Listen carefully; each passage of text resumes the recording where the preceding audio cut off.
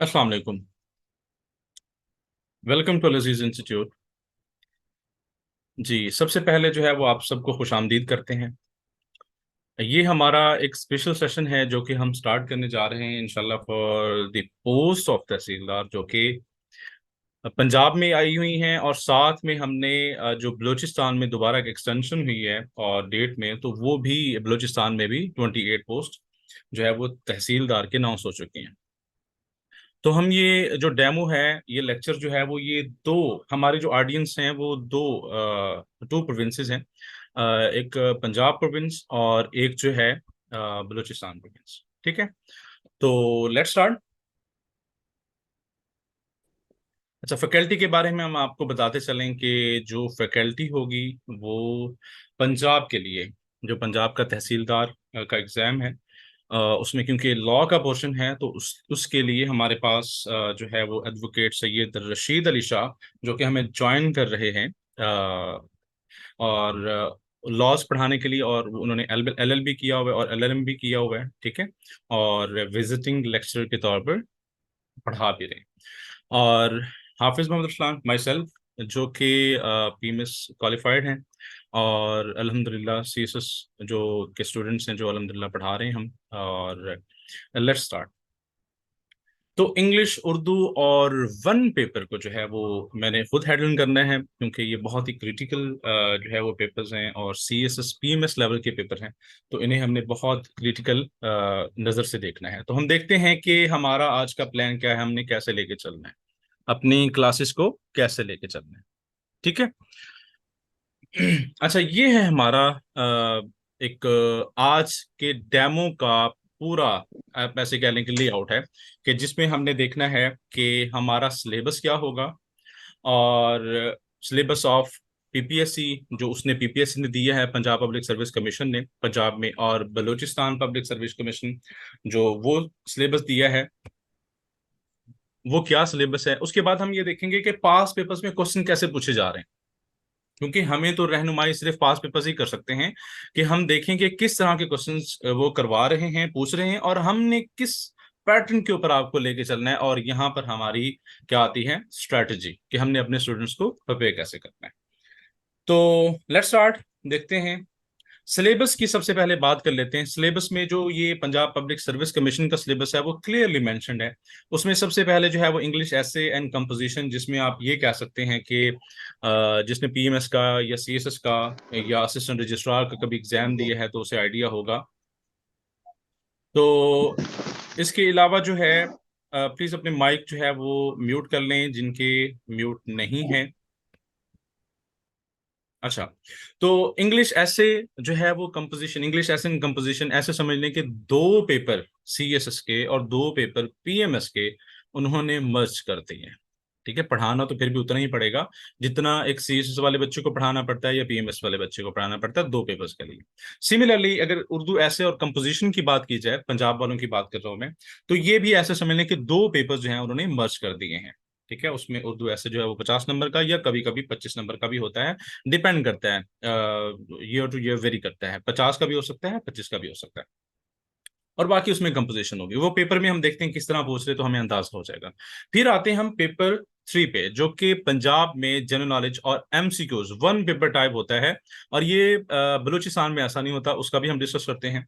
और इसमें मजे की बात यह है कि पहले जो है वो ऐसा नहीं होता था कि कंप्यूटर का मैक्सिमम पोर्शन इन्वॉल्व करें, लेकिन अब जो है वो 30% पोर्शन इन्होंने यहाँ पर ऐड किया है। और इसका मतलब ये है कि हमें A to Z computer science को पढ़ना पड़ेगा। तो जनरल नॉलेज सबको पता है कि कितनी इसकी जो है वो डेप्थ है और वास्टनेस कितनी है इसकी, तो वो हमें हर चीज़ को इसमें, जनरल नॉलेज को और ज्योग्राफी और बेसिक मैथमेटिक्स, इंग्लिश, उर्दू, तमाम चीज़ों को डिटेल में पढ़ना पड़ेगा। ठीक है, और उसी के साथ साथ हमें कंप्यूटर्स को भी कवर करना पड़ेगा। फिर आते हैं हमारे पेपर 4 पे, जो कि MCQ टाइप होगा, और इसमें रेवेन्यू लॉज होंगे। अच्छा, यहाँ पर एक इंटरेस्टिंग बात यह है कि जब एडवर्टाइजमेंट आए तो वहां पर कभी कोई भी चीज मेंशन नहीं की गई कि ये रेवेन्यू लॉस है। और फिर बच्चों ने जो है वो इसरार किया, ईमेल्स की पंजाब पब्लिक सर्विस कमीशन, तो उन्होंने जो है वो एक सिलेबस दे दिया, और सिलेबस हम दिखाएंगे कि आपको कौन कौन सा सिलेबस है। तो सिलेबस के साथ एंड पे लिखा होगा कि आपने इस तक लिमिट नहीं रहना। तो इसका मतलब ये है कि ये ओपन टू डिस्कशन है। और अब ये वो हाल होने वाला है कि जैसे आपने अगर किसी ने FIA का एग्जाम दिया हो असिस्टेंट डायरेक्टर का, तो FIA एक्ट लिखा हुआ था लेकिन शेड्यूल सबने छोड़ दिया, हालांकि शेड्यूल भी उसमें था। तो यहाँ पर भी कुछ ऐसा नजर आ रहा है हमें, इसलिए जो है वो इसकी इस दफा जो है वो कंपटीशन बहुत ज्यादा है और इसकी प्रिपरेशन जो है ना वो बहुत ज्यादा टफ शायद हो सकती है। तो इसलिए टाइम ज्यादा लगेगा इसके ऊपर। अच्छा, अब बात करते हैं सिलेबस ऑफ तहसीलदार एग्जाम, जो कि बलूचिस्तान पब्लिक सर्विस कमीशन का है। तो उसमें अगर आप सिलेबस को देखें तो इसमें दो पेपर होते हैं। 100 मार्क्स का एक पेपर होता है और दूसरा 100 नंबर का एक और पेपर होता है उसमें। अब यहाँ पर इंटरेस्टिंग बात एक और यहाँ पर यह है कि ऐसे राइटिंग भी इतना मसला नहीं होगा। जो हमने पढ़ाना है वो जो ऐसे होता है वही होगा जो CSS PMS वाले पढ़ते हैं, जो कि तमाम प्रोविंसेस में सेम होता है। और अगर बात की जाए, ये माइक प्लीज ऑफ कर लें अपने। अच्छा, जहां तक बात की जाए प्रेसी की, वो भी पढ़ाई जाएगी और ट्रांसलेशन ये भी कुछ कदरे बाकी जो है वो पेपर्स के इजी है। लेकिन अगर बात की जाए जनरल नॉलेज की, तो यहाँ पर थोड़ी सी इंटरेस्टिंग बात ये है कि जनरल नॉलेज में आपको ना रिटर्न टाइप मीन्स कि आपको जो है वो क्वेश्चन लिखने पड़ेंगे, डिस्क्रिप्टिव टाइप होगा आपका। तो वो आगे आपको पेपर दिखाते हैं तो आपको अंदाजा हो जाएगा। और Pakistan studies, yes, Pakistan studies का अगर किसी ने CSS PMS का एग्जाम दिया हुआ है और वो पाकिस्तान स्टडीज को A to Z, pre partition and post partition, अगर वो दोनों क्वेश्चन CSS या PMS के करेगा तो ही वो 50 नंबर हासिल कर सकेगा, 50 में से जितने भी होंगे। अदरवाइज वो बंदा ये बंदा पास नहीं कर सकता। इसमें वन पेपर नहीं होगा, मीन्स कि MCQ स्टार्ट नहीं होगा इसमें। ठीक है, पेपर दिखाते हैं। अब चलते हैं कि ट्रेंड क्या चल रहा है आजकल क्वेश्चंस का पास पेपर्स में। तो ये आपके सामने है, अगर देखा जाए पेपर 1, तो ये आपके सामने PPSC का पेपर है, पंजाब का पेपर है। पंजाब के पेपर में देखें कि ये आपको एक ऐसे दिया हुआ है और ऐसे की नंबरिंग देखें, ये 50 नंबर का है। ठीक है, ये 50 नंबर का है। और उसके अलावा अब इसमें आप टॉपिक्स भी देख लें, टॉपिक्स वही सेम जो मतलब एक ट्रेंड चल रहा होता है ना आजकल, जो भी ट्रेंड चल रहा होगा उस हिसाब से हमें प्रिपेयर करना पड़ेगा। ठीक है। और उसके अलावा जो है यहाँ पर आप देखें कि आपको ईडियम्स, फ्रेजल वर्ब्स भी दिए जा सकते हैं, जो कि हमें ग्राम करने पड़ेंगे, बच्चों को देनी पड़ेंगे लिस्ट। और यहाँ पर दो चीजें अगर आप नोट करें तो ये Punjab Balochistan public service commission में ये देखें, ये वाला क्वेश्चन और ये वाला क्वेश्चन दोनों सेम है। ठीक है, ट्रांसलेशन आपने करनी इंग्लिश में।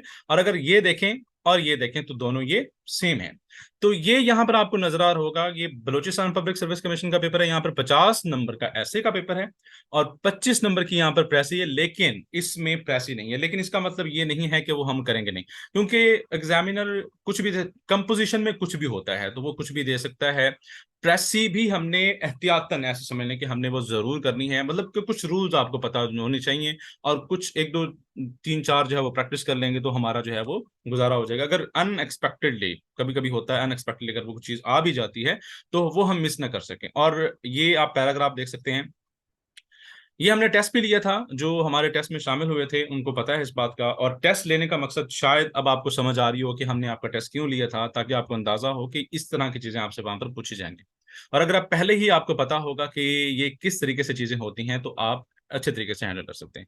और जहां तक बलूचिस्तान पब्लिक सर्विस कमीशन की बात है तो ये देख सकते हैं आप, जो मैंने आपको एक्सप्लेन किया। ठीक है। अच्छा, अब हम चलते हैं पेपर, नेक्स्ट पेपर पे। नेक्स्ट पेपर क्या है जी हमारा? नेक्स्ट पेपर है हमारा उर्दू ऐसे और कंपोजिशन का, जो कि किस में है? पंजाब पब्लिक सर्विस कमीशन में। किस में है? पंजाब पब्लिक सर्विस कमीशन में। तो इसमें अगर पंजाब वालों का देखें तो आपके सामने ये उर्दू के कुछ मजामीन हैं जो कि आपको दिए गए हैं। इनके ऊपर आपने 50 नंबर का ऐसा लिखना है।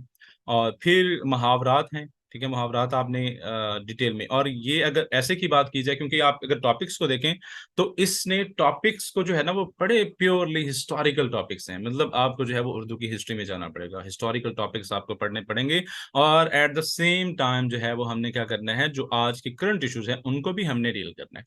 ठीक है, तो मतलब हमें दो तरह के जो है वो टॉपिक्स को उठाना पड़ेगा और अच्छे खासे टॉपिक्स तैयार करने पड़ेंगे और हमें प्रैक्टिस करनी पड़ेगी। और इसलिए हमने अपने सेशन में 2 मंथ्स की प्रैक्टिस रखी हुई है। ठीक है। अच्छा, फिर आते हैं हम और हाँ, एक और चीज जो कि और किसी भी पेपर में नहीं होती, अगर आप पीएमएस में चले जाएं, assistant registrar, admin office coordinator, किसी भी पंजाब के एग्जाम में इस तरह के चले जाएं उर्दू में, तो आपको ये चीज नहीं मिलती। जैसे ये देखें कि उसने ग्रामर पूछी, मींस कि आपको जो ग्रामर है ना वो ए टू जी पढ़नी पड़ेगी। पहले ऐसा नहीं होता था, मतलब और किसी एग्जाम में ऐसा नहीं है। आपको ए टू जी, हर्फ, लफ्ज, इसम, तमाम चीजें उसकी पढ़नी पड़ेंगी, और ना सिर्फ पढ़नी पड़ेंगी बल्कि उसके साथ आपको एग्जाम्पल्स देनी पड़ेंगे। तो मीन्स कि आपको ना सिर्फ पढ़नी बल्कि एग्जांपल्स देनी है, आपको क्रैमिंग, आपको नोट्स चाहिए, आपको जो है वो टू दी पॉइंट। इतना टाइम नहीं है कि हम जो है वो इतनी बड़ी बड़ी लंबी लंबी ग्रामर्स पढ़ते रहेंगे। टू दी पॉइंट्स आपको नोट्स चाहिए और अंडरस्टैंडिंग चाहिए, कंसेप्चुअल, बस। तो उसी के साथ अगर आप देखें तो यहाँ पर ये जुमलों में इस्तेमाल करना है इनका। अगर हमें पता होगा कि ये क्या है तो हम ऑब्वियसली इजीली इस्तेमाल कर सकते हैं। तो अब आते हैं लास्ट क्वेश्चन पे, जो कि हमारा तलखीस का क्वेश्चन है, जिसे हम प्रेसी कहते हैं इंग्लिश में। तो ये हमारा पंजाब पब्लिक सर्विस कमीशन का जो है वो सिलेबस है, जिसकी हमने कंप्लीट प्रैक्टिस करनी है अपने सेशन में। और अगर देखा जाए बलूचिस्तान पब्लिक सर्विस कमीशन के पेपर को, पेपर 2 को, तो उसमें आप देख सकते हैं कि ये किस तरह का पूछा हुआ है। अगर मिसाल के तौर पर वार एंड पीस, ब्लॉकेड, ये कुछ टर्म्स पूछी हुई हैं, और जो हम जनरल नॉलेज में पढ़ाते हैं, क्या करते हैं हम जनरल नॉलेज में पढ़ाते हैं, ठीक है, इस तरह की टर्म्स जो भी होती हैं वो हम पढ़ाते हैं। और अगर किसी का अच्छा खासा मतलब अगर नॉलेज है और वो इंटरेस्ट रखता है इन चीज़ों में, तो वो इजीली जो है वो जो हम एमसीक्यूज में आपको पढ़ाएंगे वो आप जो है वो इसमें आप इजीली कवर कर सकते हैं। और जहां तक पाकिस्तान स्टडीज की बात है, जैसे हमने आपको कहा कि देखें, discuss the main causes that led to the establishment of Pakistan. इतना कम्प्लेक्स नहीं है ये क्वेश्चन, ठीक है, सिंपल सा क्वेश्चन है, और जो हम आप कह सकते हैं कि ट्वेल्थ तक जो है पढ़ाया जाता है। और ये भी आप देखें कि सर सैयद अहमद खान के बारे में कौन सा ऐसा जो है वो पेपर होता है पाकिस्तान का, जो पाकिस्तान अफेयर्स का, जो नहीं पूछा जाता इसमें। तो पॉइंट यहाँ पर ये है कि आपको ये वाला एक क्वेश्चन जो है basically on the pattern of CSS या पीएमएस करने पड़ेंगे। अब हम चलते हैं पेपर 3 पर, जो पंजाब पब्लिक सर्विस कमीशन का है। वो वन पेपर है, और वन पेपर में ये हमारे टॉपिक्स होंगे जिनको हमने डिटेल में डिस्कस करना है, और ये हम इससे आगे जो है वो मजीद डिस्कस करते हैं। अभी फिलहाल जो है वो हम चलते हैं पेपर 4 पे। अब पेपर 4 की बात की जाए तो ये जो कोर रेवेन्यू लॉज के नाम से हमने मतलब एक हेडिंग दी है, उसमें वो लॉज हैं जो पंजाब पब्लिक सर्विस कमीशन ने खुद नोटिफाई किया। बट अगर नोटिफाई किया, उन्होंने नोटिफाई करने के बाद हुआ ये कि उन्होंने एंड पे ये भी लिखा कि आपने ये लिमिट नहीं रखनी, मतलब हम इससे भी बाहर आगे जा सकते हैं, कुछ भी हम, कोई भी, मतलब जो भी उनको लगेगा वो रेवेन्यू से रिलेटेड होगा। और रेवेन्यू लॉज सिर्फ ये नहीं है, मतलब कुछ ना कुछ पोर्शन जो है वो ट्रांसफर ऑफ प्रॉपर्टी एक्ट भी आता है, स्टैंप एक्ट भी आता है, कहीं ना कहीं आप पढ़ेंगे। तो इसलिए हमारे जो फैकल्टी मेंबर हैं वो आपको इसके बारे में डिटेल में बताएंगे जब उनका पोर्शन आएगा। तो let's have a look at the paper of one paper, देख रहे हैं कि क्या इसका हमने आपको पढ़ाना है। बाकी जो इंग्लिश है वो आपको पता है, वो टेक्निक्स हैं, आपके कुछ नोट्स होंगे और आपको पढ़ाया जाएगा, जो भी होगा वो आपको नोट्स दिए जाएंगे, और उसकी टोटली प्रैक्टिस है। मतलब ऐसा समझ लें कि ग्रामर जो है ना, वो कंपोजिशन इंग्लिश हो या उर्दू हो, वो आपकी मैक्सिमम जो है वो खत्म हो जाएगी 15 से 20 दिन के अंदर, जो है वो इजीली खत्म हो जाएगी। और उसके बाद आपकी शुरू होगी प्रैक्टिस, वो चाहे प्रेसी की बात करें, आप कंपोजिशन की बात करें, आप जो है वो क्रैमिंग की बात करें, आप इंग्लिश ऐसे की बात करें, उर्दू ऐसे की बात करें, तलखीस की बात करें, तो ये तमाम चीजें जो है वो प्रैक्टिस है। इसलिए हमने जो प्लान हमने बनाया हुआ है, हमारा जो ग्रुप में हम आपको सेंड करेंगे प्लान, वो उस प्लान में आपको डिटेल में टॉपिक्स भी दिए गए हैं डेज वाइज, कि आपको एक एक दिन में ये पढ़ाया जाएगा, फिर ये पढ़ा। इसलिए हमने क्लासेज जो है वो 8 बजे से लेकर रात को 9 बजे तक, सॉरी 11 बजे तक हमारी क्लासेज होंगे, और उसमें तमाम सब्जेक्ट्स हम पढ़ेंगे। और हमारा पहला महीना बड़ा टफ होगा, क्योंकि हमें 2 महीने में ये सिलेबस कवर करना है, सिलेबस मीन्स की विद प्रैक्टिस।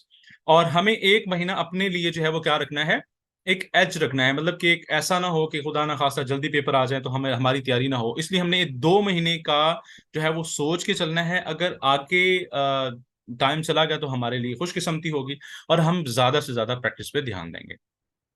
अब ये जीके के हवाले से कि जीके हम कैसे पढ़ेंगे, क्योंकि 2 पेपर्स ऐसे हैं जिसमें आप नंबर ले सकते हैं। एक है वन पेपर जीके, और दूसरा जो है वो है आपका लॉज का, रेवेन्यू लॉज का। अब जो 2 पेपर्स में जो है वो क्या करेगा, इनको अच्छे से पढ़ेगा, रट्टा लगाएगा, क्योंकि इसमें क्रैमिंग भी है, कंसेप्चुअल अंडरस्टैंडिंग है, लेकिन इसके साथ साथ 80% आप कह लें कि क्रैमिंग है। अगर वो कर लेगा तो मार्क्स, कंपटीशन यहां से बनेगा, कंपटीशन यहां से बनेगा। आपने जो है वो, हमें कोशिश ये करनी है कि उर्दू ऐसे एंड कंपोजिशन और इंग्लिश ऐसे एंड कौन सी कंपोजिशन में हमने, अथॉरिटी दी है?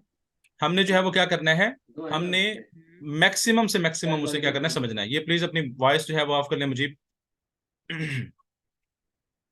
अच्छा, तो इस तरह हमने मैप्स के थ्रू पढ़ना है। मींस कि अब आपको लिस्ट तो देंगे हम वैसे कैपिटल्स की, तो आप कैपिटल्स यहाँ से क्यों नहीं देखते। हम आपको लेक्स की लिस्ट भी देंगे, लेकिन अगर आपको यहाँ से कहें कि ये कैस्पियन सी एक लेक है, एरल सी एक लेक है, तो आप यहाँ से क्यों नहीं देखते। अगर आप कहें कि भाई लॉन्गेस्ट रिवर जो है वो एशिया में कौन सा है, तो आप यहाँ से क्यों नहीं देखते। ठीक है, हमने इस तरीके से आपको पढ़ाना है ताकि आप जो है वो देख देख के पढ़ें और आपको याद हो जाए। अगर आप सी, सबसे बड़े सी की बात करते हैं तो वो साउथ चाइना सी आप यहाँ पर देख लें। ठीक है, अगर आप मलाक्का स्ट्रेट की बात करते हैं तो वो आपको यहाँ पर नजर आएगी। तो पॉइंट यहाँ पर ये है कि आपको डिटेल में जो भी चीजें बताई जाएंगी विद मैप्स बताई जाएंगी, ताकि आपके जहन नशीन हो जाए और आपको मेहनत कम करनी पड़े। जो आपको नोट्स दिए जाएंगे वो आप क्रैम करेंगे, लेकिन साथ साथ में आपने मैप से पढ़ना भी है। तो इस तरह की कुछ इन्फॉर्मेशन होगी। अब यहाँ से अगर इसी पेज से अगर आप देखें तो पता नहीं किस तरह के कितने पता नहीं क्वेश्चन इसमें से पूछे जा सके। अब मैं आपको अगर नोट करवाऊं, लेक बेकल के बारे में क्वेश्चन आता है, और लॉन्गेस्ट रिवर ये लिखा हुआ है। लार्जेस्ट लेक के बारे में क्वेश्चन आता है, highest point, second longest river yellow river, और उसके अलावा जो है अरेबियन पेनिनसुला, इसके तमाम जो है ये चीजें पेपर में पूछी जाती हैं।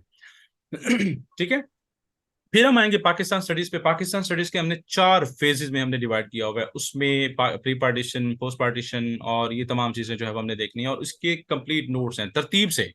ऐसा नहीं होगा कि आपको जो है वो रैंडम पढ़ाया जाएगा, तरतीब से आपको पढ़ाया जाएगा ताकि आप जो है वो उसे अच्छे तरीके से समझ सकें, अंडरस्टैंड कर सकें, और पेपर में एजुकेटेड गेस लगा सकें, तुक्का नहीं, एजुकेटेड गेस लगा सकें। ठीक है, अच्छा, इस हवाले से हमारे ये नोट्स होंगे, आपको तरतीब से दिए जाएंगे। ये जैसे कुतुबुद्दीन ऐबक है, अब उसमें से भी हमने वो देखने हैं जो इंपॉर्टेंट है। फॉर एग्जांपल अल्तुतमिश इसमें इंपॉर्टेंट है, ऐबक है, रजिया बेगम है, और जो भी इसमें इंपॉर्टेंट होंगे वो हमने उनके कुछ जो छोटे मोटे काम होंगे जो उन्होंने बनाए होंगे, या कोई भी ऐसी चीज होगी जो उन्होंने की होगी, तो वो हमने अपने नोटिस में लेके आनी और हमने पढ़ना है उनको। जैसे यहाँ पर देख सकते हैं आप इंफॉर्मेशन कि स्लेव डायनेस्टीज, अदर नेम कौन कौन से हैं, ममलूक है, तुर्किश है, पठान है, अफगान है, फर्स्ट मुस्लिम डायनेस्टी है। तो ये देखें कितने एमसीक्यूज एक ही लाइन में आपके बन रहे हैं। ठीक है, इसी तरीके से आपको नोट्स मिलेंगे।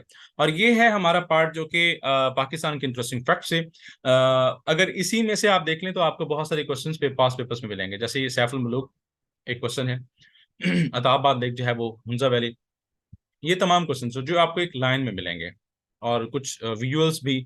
और फिर आएंगे करंट अफेयर्स। करंट अफेयर्स का ये है कि आपको 2 साल के करंट अफेयर्स दिए जाएंगे, उसमें पाकिस्तान अफेयर्स भी होंगे और वर्ल्ड अफेयर्स भी होंगे, लेकिन इसी के साथ साथ who is who, what is what, आपको पता है कि कितने ही इंपॉर्टेंट हैं। और हमारे यूट्यूब चैनल पे भी ये पड़े हुए हैं करंट अफेयर्स, हमने फ्री ऑफ कॉस्ट जो है वो वहाँ पे अपलोड किए थे। और मजीद अपडेट हम करते रहेंगे साथ साथ। जैसे यहाँ पर देखें कि ग्लोबल फायर इंडेक्स 2023 का पाकिस्तान का क्या रहा है, तो 7 इंडेक्स रहा है। तो इसी तरीके से आपको जो भी आजकल देखें फलस्तीन में इश्यूज चल रहे हैं, ईरान का जो है वो सऊदी अरेबिया के साथ कुछ गठजोड़ हो रहा है, और उसके अलावा अगर आप देखें कि इंडिया में G27 समिट हुई है, तो मतलब ये सारी चीजें ये आपको उस डेट वाइज जो है वो मिलेंगे। फिर हम आते हैं इस्लामियत पे। इस्लामियत हमने जो है वो बड़ी कम्प्रिहेंसिव रखी हुई है। इस्लामियत में तमाम टॉपिक्स बेसिक्स से लेकर और एंड तक ये आपको पढ़ाए जाते हैं। और नोट्स किस तरह के होते हैं ये आप देख सकते हैं। उर्दू में आपको नोट्स मिलेंगे, और उसमें बड़े खूबसूरत नोट्स बने हुए हैं। आपको जब मिलेंगे तो आप उनको क्रैम करेंगे जस्ट, और आपका ये मसला हल हो जाएगा। और आप एक एक पेज में आपको 10-10, 20-20 एमसीक्यूज ऐसे मिलेंगे जो कि आपने पहले ही, अगर किसी ने पास पेपर्स पढ़े होंगे तो पहले ही उसने देखे होंगे। ठीक है, अब आते हैं एवरीडे साइंस पे। अगर एवरीडे साइंस की बात की जाए तो हमने पूरी कोशिश की है कि उसमें इस इन 14 टॉपिक्स में आपके कवर हो सके टॉपिक्स। और फिर देखते हैं नोट्स कैसे होंगे, अब यहाँ पर देख लें। और अगर सिर्फ इसी पेज की बात करें तो जो मेरे ख्याल में पीपीएससी के एग्जाम देते रहते हैं ना, उनको अंदाजा होगा कि विटामिन के बारे में, ए के बारे में, और ये तमाम चीजें पेपर्स में पूछी जा चुकी हैं, वेरी वेरी तमाम चीजें पूछी जा चुकी है। तो कोशिश हमारी ये है कि आपको नोट्स ऐसे दिए जाएं कि आप उनको जो है वो क्रैम करें, याद करें, अच्छे तरीके से अंडरस्टैंड करें, तो आपका अच्छा खासा पेपर उसमें से कवर हो जाए।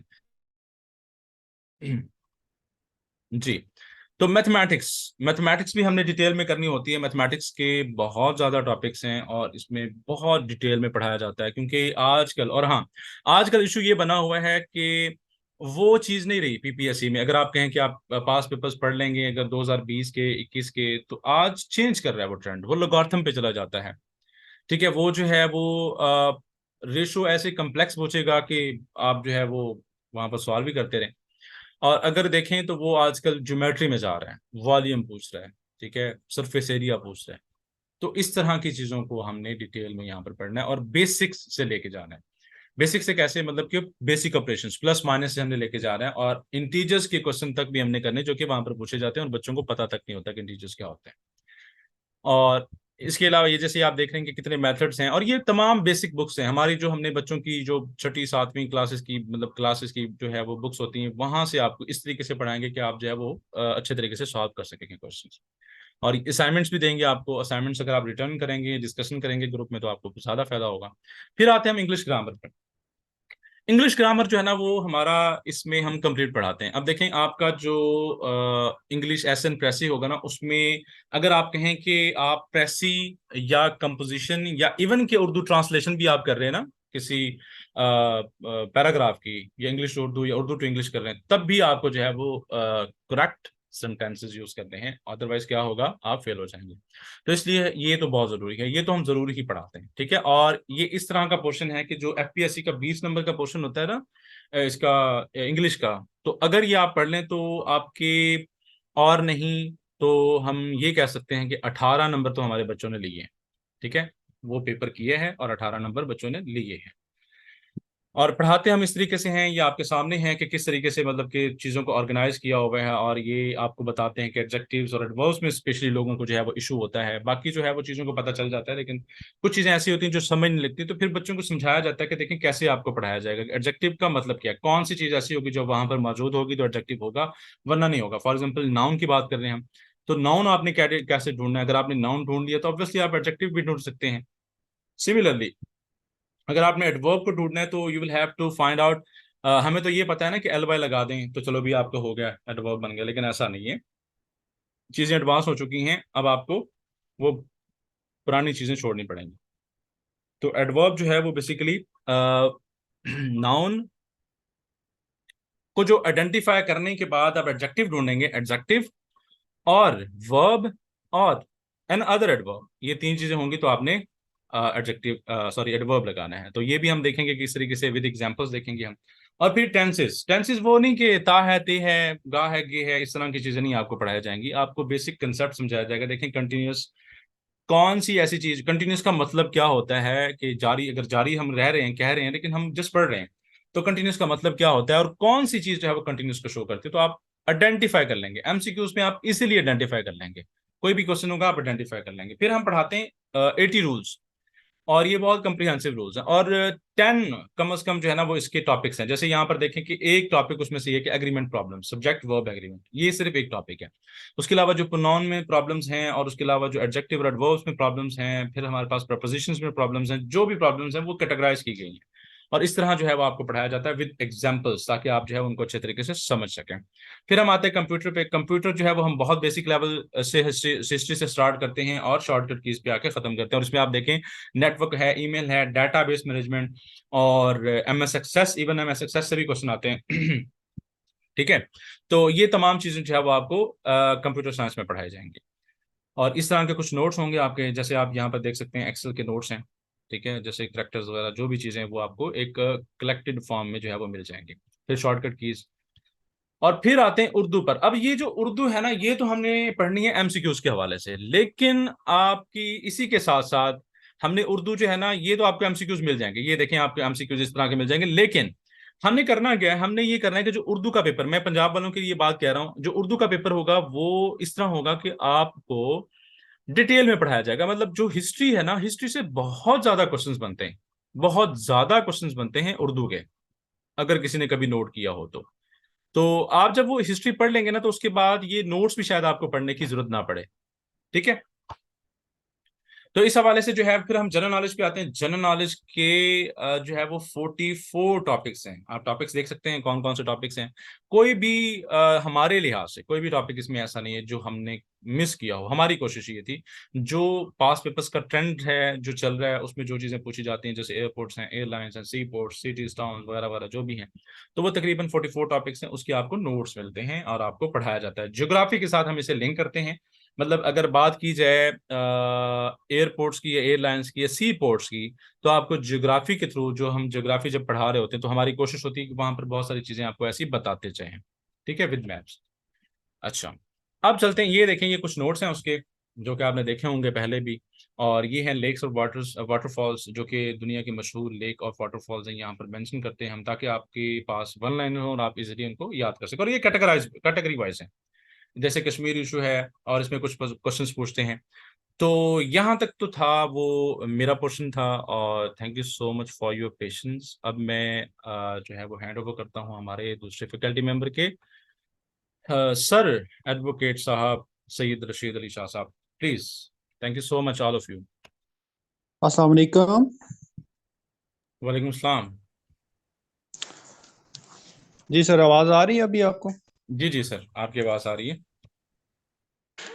सबसे पहले तो आप सब पार्टिसिपेंट को मैं वेलकम करता हूँ। Thank you so much. और मेरी तरफ से आप सबके लिए बेस्ट विशेस हैं। जो हमारे पार्टिसिपेंट हैं, स्टूडेंट हैं, उनके लिए मैं दुआगो हूँ कि अल्लाह पाक उनको इस एग्ज़ाम के अंदर पास करें। और जैसे सर ने मेरा आप ऑलरेडी आपसे इंट्रोडक्शन करवाया, ब्रीफली इंट्रोडक्शन में खुद भी करवा देता हूँ। आई एम से Rashid Ali Shah, advocate. I am practicing in Islamabad since 2019। और अभी मैं as a visiting faculty international Islami university Islamabad के अंदर पढ़ा भी रहा हूँ। और जो पीपीएससी का जो पेपर 4 है, रेवेन्यू लॉस, हाँ, इसके अंदर जो पेपर 4 है रेवेन्यू लॉस का, वो मैं आपको हाँ पढ़ाऊँगा। इसके अंदर टोटल जो है वो 100 मार्क्स हैं और 90 मिनट्स का टाइम है। ये एमसीक्यूज बेस हमारा पेपर होगा। और जैसा सर ने भी ऑलरेडी आपको बताया है कि इस दफ़ा पीपीएससी ने कोई स्पेसिफिक एक्ट्स हमें नहीं बताए कि ये दो चार जो एक्ट्स हैं वो आप बता दें। उन्होंने जनरली हमें ये बताया कि जो लैंड रेवेन्यूज लॉज हैं वो आपने तैयार करने हैं। इनमें हमने फिर इनकी कैटेगराइज किया है, जिसके अंदर 3 मेजर लैंड लॉज हैं। जिसके अंदर सबसे पहला है पंजाब लैंड रेवेन्यू एक्ट 1967, और दूसरा है पंजाब टेनेंसी एक्ट 1887, और तीसरा है लैंड एक्विजिशन एक्ट 1894। हमने इसके अंदर जो हो 20 टॉपिक हैं वो हमने शॉर्ट लिस्ट किए हैं, वो भी हम आपके साथ शेयर करेंगे जो इसमें मोस्ट इम्पॉर्टेंट हैं।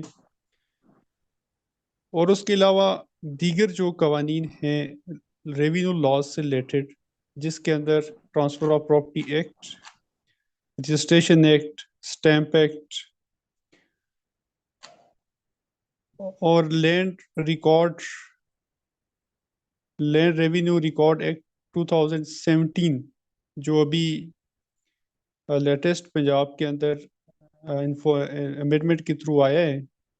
और जो भी हमारे अभी लैंड रेवेन्यू सेंटर बने हैं उसके अंदर ये इस एक्ट के तहत इन्फोर्स हो रहे हैं।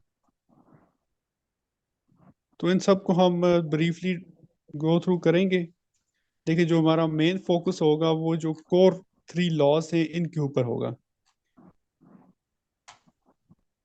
तो उसकी जो सिलेबस है वो भी सर के साथ हम ये बल्कि आपके स्क्रीन पे आप देख सकते हैं। अच्छा, फिर हम हर एक लॉज को डिटेल में डिस्कस करेंगे। जैसा कि पंजाब लैंड रेवेन्यू एक्ट है 1967 का, सबसे पहले इसका हम इंट्रोडक्शन पढ़ेंगे कि इसके अंदर कितने सेक्शन हैं, कितने चैप्टर हैं, और कौन सा सेक्शन कौन सा चैप्टर किसको डील करता है। अमूमन हमने पास्ट पेपर जो पीपीएससी के और एफपीएससी के देखे हैं जिसके अंदर कोई लॉज को पूछा गया है, तो उसमें मोस्टली उन्होंने इस तरह के क्वेश्चन भी पूछे हैं कि ये एक्ट कब इन्फोर्स हुआ, इसके कितने सेक्शन है, इसका फलां सेक्शन किसको डील करता है, फलां चैप्टर किसको डील करता है। तो इस हवाले से भी हम आपको बताएंगे कौन कौन से इसके अंदर इम्पोर्टेंट सेक्शन हैं, या कौन से ऐसे इम्पोर्टेंट प्रिंसिपल हैं जो प्रैक्टिकली भी ज़्यादातर हमारे इस्तेमाल में आते हैं, और अदालतों में और पटवार खाने में, और जो तहसीलदार का जो डिजिग्नेटेड पोस्ट है उससे रिलेटेड हैं। इसी तरह जो हमने इनमें टॉपिक शॉर्टलिस्ट की हैं, उस पहले के अंदर हमारा इंट्रोडक्शन होगा, जिसमें एक्ट का इंट्रोडक्शन होगा। उसके अलावा जो हर एक सब्जेक्ट है उसकी अपनी एक टर्मिनोलॉजी होती है। इसी तरह लैंड रेवेन्यू लॉज के अंदर भी डिफरेंट टर्मिनोलॉजीज हैं, जैसे खसरा हो गया, खतूनी हो गया, खीवट हो गया, शजरा हो गया, ये जुमाबंदी होगी। ये सारी चीज़ें, ये जो आपने अल्फाज सुने हैं, इसकी क्या मतलब हैं, इसके हवाले से आपको हम पढ़ाएंगे। फिर लैंड के हवाले से हम आपको ब्रीफ इंट्रोडक्शन देंगे, लैंड की कितनी किस्में होती हैं। उसके अलावा इसके अंदर हम appointment and power of revenue officer, बुनियादी तौर पे ये जो तहसीलदार है ये रेवेन्यू ऑफिसर होता है। इसकी अपॉइंटमेंट कैसे की जाती है और इसकी क्या क्या पावर्स हैं, उसके बारे में हम पढ़ेंगे। फिर प्रोसीजर ऑफ रेवेन्यू ऑफिसर, कि रेवेन्यू ऑफिसर कैसे काम करता है, वो अपनी फ़राइज़ मनसबी सर अंजाम देने के लिए उसको क्या क्या प्रोसीजर अडॉप्ट करना पड़ता है, उसके बारे में हम आपको बताएंगे। फिर उसके बाद जो पार्टीशन ऑफ लैंड है, जैसे आप सुनो होगा कि किसी भी ज़मीन की तकसीम करना, हदबंदी कर देना, तो ये कैसे करते हैं ये, क्योंकि बहुत ज़्यादा इसकी प्रैक्टिकली इम्प्लीकेशन भी है। लोग तहसीलदार के पास आते हैं कि हाँ जी ये हमारी ज़मीन है, इसको हमने आपस में तकसीम करना है। तो वो चीज़ें बहुत ज़्यादा इम्पॉर्टेंट होती हैं जो आपके एम्बेड के अंदर फॉल करती हैं। फिर उसके बाद रिकॉर्ड ऑफ लैंड है। ये बड़ा अहम टॉपिक है कि जो ज़मीन के रिकॉर्ड होते हैं, जुमाबंदी होती है, रजिस्टर इंतकलात होते हैं, ये क्या हैं, ये कितने अरसे के लिए बयान की जाती हैं, या इसके अंदर कैसे इंदराज किया जाता है, और ये कितने अरसे के बाद तैयार किए जाते हैं, तो इनके बारे में हम आपको बताएंगे।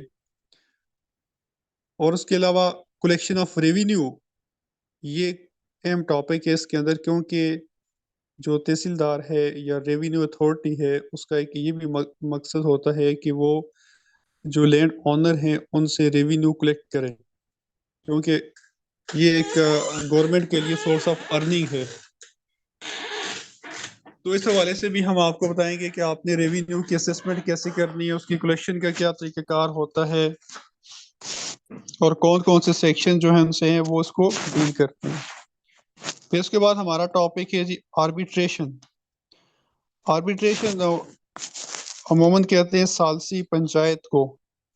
तो आपको पता ही है कि जो हमारे लैंड के इश्यूज हैं, जो सिविल नेचर के जितने भी केसेस हैं, वो अगर लिटिगेशन में चले जाएं तो कई साल तक अदालतों में चलते रहते हैं। इसमें जो हमारा टॉपिक है आर्बिट्रेशन, ये अमूमन हम इसको सालसी या पंचायत कहते हैं।